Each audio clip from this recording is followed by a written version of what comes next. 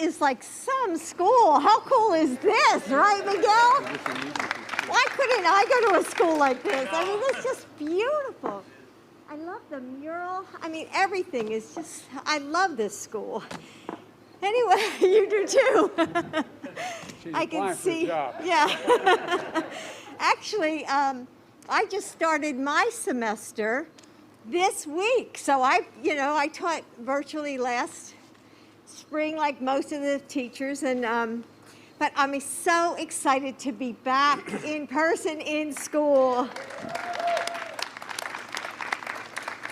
So, Principal Richardson, thank you for welcoming us here today, and Secretary Cardona and Mayor Bowser and Chancellor Farabee. Thank you for joining us as well. And for families across the country, the school year, gosh, it always brings this sort of mix of emotions for all of us. All at once, we feel the anticipation of new classmates and teachers, the relief of not having to hear, I'm bored again and again, and the anxiety of juggling your family's complicated schedule. And that was all before the uncertainties of COVID. Now, like a cough can start your heart racing, and because that a quarantine could send your kids home and upend your life once again. Parents, this is hard, but you're doing your best, and I want you to know that you're not alone. As a teacher for more than 30 years and a mom, I've seen that classrooms are so much more than places where our children learn math and reading. We've all seen it, when our kids make friends that last for years, when they learn to settle disagreements or find confidence when they try out for sports teams. And parents rely on schools too, heading to our own jobs or pursuing our education, knowing that our kids are in an environment that we can trust. And that's why I am so grateful for the educators who helped us through the last year. Right, Miguel? The cafeteria workers who spent long hours making sandwiches for hungry families. Teachers who retaught lessons at night for students who couldn't use their family computer during the day because maybe a sibling was on his or her class. Bus drivers drove Wi-Fi hotspots to neighborhoods with no connection. Counselors took call after call from parents in tears, just trying to juggle it all. When families needed help the most, educators answered the call. With all of my heart, thank you for being the heroes that we needed. Today, our administration is making sure that schools like Brooklyn have the resources and the support they need to bring students back to class where they belong. And we are going to partner with you because we can't always know what the future holds, but we do know what we owe our children. We owe them a promise to keep their schools open as safe as possible. We owe them a commitment to follow the science. We owe them unity so that we can fight the virus, not each other. As we move forward, it's going to take all of us, students and families, educators and local leaders, cities and states, coming together to make this school year the best it can be. Joe puts students, their families, the educators at the heart of everything his administration is doing to defeat and recover from this pandemic. And as a teacher myself, I couldn't be more proud to stand beside him. We are committed to working as hard for your children as you do. And now, it's my pleasure to introduce a young man who I know makes this school very proud. He's a hardworking student and the editor of the student-led newspaper, the Brooklyn Buzz. So please welcome Elijah Poole. Okay, Elijah. Oops. There we go. Thank you, Dr. Biden.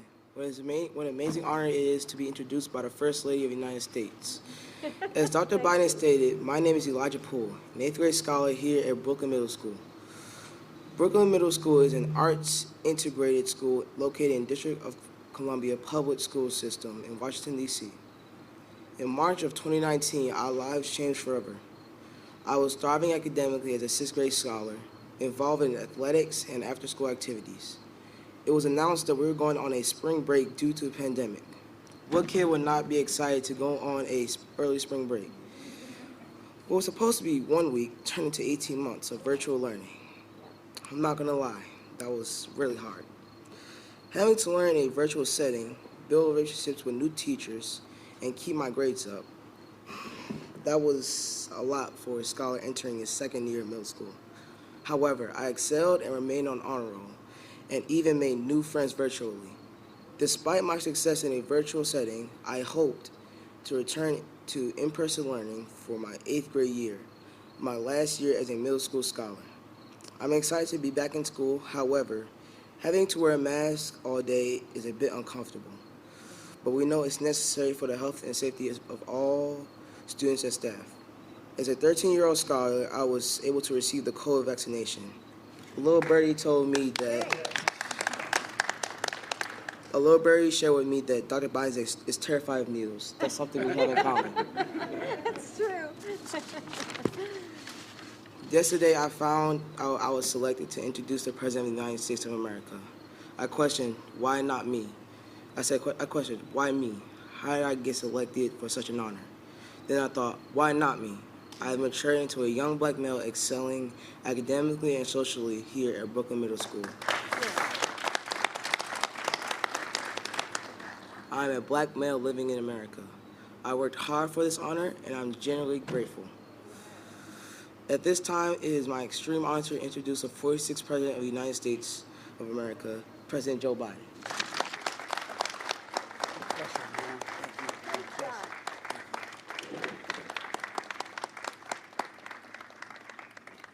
What an impressive young man. Yeah. You know, when I was your age, you're going to sit down, baby? You're going to stay? Oh, yeah, we're going to sit down. I forgot. No, you don't have to. Elijah, when I was your age in 8th grade, I wasn't a bad student, and I wasn't a bad athlete, but I tell you what, I could no more do what you just did than fly, because I used to talk like that. I stuttered, and especially when I had to do something in public or read aloud. And I am amazed when I see young women and men like you who can stand up and speak with such grace and ease. It's really impressive. Really, really impressive.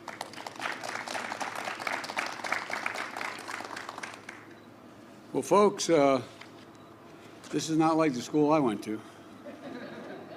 When they said we were going to speak outside, I wondered, why the hell are we going up all these stairs? I thought we'd be out in the parking lot. I mean, for real. That's what I thought we were going to be. Elijah, thank you for the introduction. And Jill and I, along with Secretary Cardona and Mayor Bowser, are here because we want you to know how very proud of you and your classmates we all are. I also want to thank Principal Richardson. I was kidding him. I was saying, this school is really something else. And the way we talked about the interfacing of all the students and the social education that's taking place and how things are changing.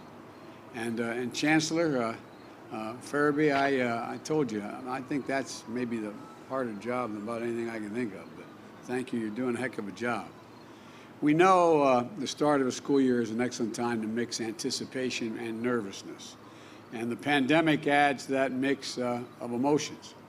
And I think I think about all the parents I've talked to since the start of this pandemic, worried about the loss of learning that their child, the missed opportunities their child is having because so many of them had to stay at home, all had to stay at home.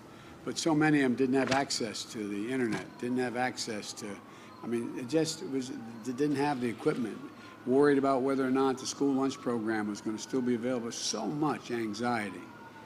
And it's not just academics. It's the friendship and the socialization that may be equally as consequential. You know, it's access to critical services like meals, school counseling, that helps the students stay physically and mentally alert. But I want folks to know that we're going to be okay. We're going to be okay. We know what it takes to keep our children safe and our schools open. And we have the tools to do it. Last night I laid out a plan for the fall to beat this pandemic. And basically it has 6 parts. Vaccinate the unvaccinated. And thank you for getting the vaccination, and thank your parents for doing that. And 2 is to protect the vaccinated. 3 is increase testing and masking. 4 is to take care of people with COVID. 5 is to keep our economy going. And 6 is keep our children safe and in school, schools open. Now, any parent, for any parent, it doesn't matter how low the risk of any illness is when it could happen to your child. But we all know if schools follow the science, and they are here, and implement safety measures like vaccinations, testing, masking, then children can be safe in schools, safe from COVID-19. My plan does all these things. On vaccinations, it comes down to 2 separate categories. Children ages 12 and older, like Elijah, who are eligible for vaccines, and he got his. Children ages 11 and under who are not yet eligible. The safest thing you can do for your child 12 and older is get them vaccinated. That's it, simple, plain, straightforward. Get them vaccinated. So parents, get your teenagers vaccinated. You've got them vaccinated for all kinds of other things, measles, mumps, rubella. For them to go to school, to be able to play sports, they've had to have those vaccinations. Get them vaccinated. COVID-19 vaccine is easy, it is safe, and it's convenient. And we'll work to bring the vaccine clinics to our schools as well. Mayor Bowser's done one heck of a job. No, you really have, Mayor. You're doing a heck of a job across the board. I really mean that. But you set up vaccination clinics in about 20 school sites, including here in Brookline, because you're going to continue through the month of September. So there's really no excuse to not be able. You can get vaccinated. It's not like it's so distant to do. You know, we're giving prizes and incentives to encourage children and families to get the shots. And look, their efforts are working. 65% of the children ages 12 to 17 here in D.C. have gotten at least 1 shot, like Elijah. That's incredible. That's one of the highest rates in the nation for children between the ages of 12 and 17. And for students here at Brookline, once you all get vaccinated, you're invited to a special visit at the White House. Now, I'm going to get in trouble with the Secret Service and everybody else. I'm not sure how we're going to mechanically do it. But I assume the buses can get you to the White House, and if we can't get you all in one room, we'll be out in the Rose Garden or out in the back there, and maybe let you fly the helicopters. No, I'm only joking about that. I was just downstairs in the science class. It's amazing. You saw it, Mayor. It's amazing. These kids are excited about building a vehicle that can land on the moon. I really mean it. And I asked them, I said, how many of you want to go to the moon? Everybody but one said they wanted to go to the moon. I asked how many want to go to Mars, and I think they all raised their hand as well. But it's really, and they're excited about it. Now, the best way for a parent to protect a child under 12 starts at home. Every parent, every teen sibling, every caregiver around them should be vaccinated. Children have 4 times higher chance of getting hospitalized if they live in an area with low vaccination rates rather than high vaccination rates. It goes for the home as well. There's a high vaccination rate in the home, which significantly diminishes the possibilities. Now, if you're a parent of a young child, you're wondering when will the vaccine be available for them? I strongly support independent scientific review of vaccine usage for children under 12. But I've told them I will do everything within my power to support the Food and Drug Administration, the FDA, on its ongoing efforts to do the science as safely and as quickly as possible. And our nation's doctors will keep the public updated on the process so parents can have a plan to give them the sense of what progress is being made. The vaccinations of our educators, today about 90% of school staff and teachers are vaccinated. We should have that at 100%. We're requiring vaccinations for teachers, where I have authority to require it, who work in U.S. government and educators in Head Start, which is a federal program, because it's funded by the federal government. But I'm calling on all governors to require vaccination for all teachers and staff. Vaccination requirements in schools were nothing new. They work. They're overwhelmingly supported by educators and their unions. Now, on school safety measures. In our American Rescue Plan, which we passed early on, we provided the funding for ventilation systems, cleaning and sanitizing services, and critical safety measures to significantly reduce the spread of the virus and protect our children and keep our schools safe. And we will do whatever it takes this school year as well, especially on increasing testing. We provided funding through the American Rescue Plan to implement testing in schools for teachers, staffs, and students, and that includes bus drivers as well. I want all schools setting up regular testing programs to make sure we detect and isolate cases before they can spread. I will mobilize American industry to produce nearly 300 million more rapid COVID-19 tests for distribution all around the country, including to schools that need them. You know, I'm going to use what we call the Defense Production Act that allows me to ensure that what we need made, we can ask the private enterprise to make them because they're of national interest. Whether they're going to make these tests as quickly as possible, I'm going to use the Defense Production Act. My plan will also expand free testing that you can get at 10,000 pharmacies around the country. Walmart, Amazon, and Kroger's will sell at-home rapid tests at cost, which means it will cost, they're going to charge no more than it costs them to buy the test from the manufacturer. And that'll be the same way for the next 3 months. That's a discount of about 35%. About 35%. And this is important for everyone, particularly for a parent of a child not old enough to be vaccinated. You'll be able to test your child at home and to test those around them as well. And on masking, we know masks work. They are uncomfortable sometimes, and they get tired of wearing them. I understand. I really do. And I wear them in the White House. Under the CDC guidelines, every person in a school, teachers, staff, students, should be masked while indoors. To all the school officials trying to do the right thing by our children, I will always be on your side, no matter how much heat you're getting from outside. And let me close with this. I've often said that our children are the kite strings. They're all our children, not just our children, everybody's children. They're the kite strings that lift our national ambitions aloft. That's not hyperbole, that's a fact. We owe it to them to do everything we can to keep them safe in school, dreaming, learning, thriving, socializing, becoming good citizens. It means following the science, wearing a mask, getting tested, getting vaccinated. It means working together and looking out for each other, like they teach you in school.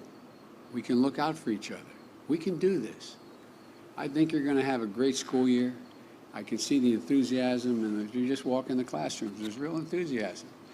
I'm sure there were some classrooms I was in through school where anybody walked in and be, oh, here you go. Nah. But you've been really great. You really have. And Principal, you've done a great job here. You really have. And I think I hope everybody gets to see this. I wish I could take the whole nation around every one of these classrooms and see what's going on, because it's such a great example. So again, thank you. Have a great school year. And Elijah, I'm going to find out if I can find out when your football games are. I may want to try to figure out without 10,000 Secret Service agents to come and see you play a little bit. Okay? Thank you very much, everybody. Thank you. Are calling your vaccine requirements an overreach? You are threatening to challenge it in court. Have at it. Look, I am so disappointed that particularly some of the Republican governors have been so cavalier with the health of these kids, so cavalier with the health of their communities. We're playing for real here. This isn't a game. And I don't know of any scientist out there in this field that doesn't think it makes considerable sense to do the 6 things I've suggested. And, but you know, let me conclude with this. One of the lessons I hope our students can unlearn is that politics doesn't have to be this way. Politics doesn't have to be this way. They're growing up in an environment where they see it's like a war, like a bitter feud. If the Democrat says right, everybody says left. If the Democrat says left, they say right. I mean, it's not how we are. It's not who we are as a nation. And it's not how we beat every other crisis in our history. We got to come together. And I think the vast majority, look at the polling data, the vast majority of the American people know we have to do these things. They're hard, but necessary. We're going to get them done. Thank you.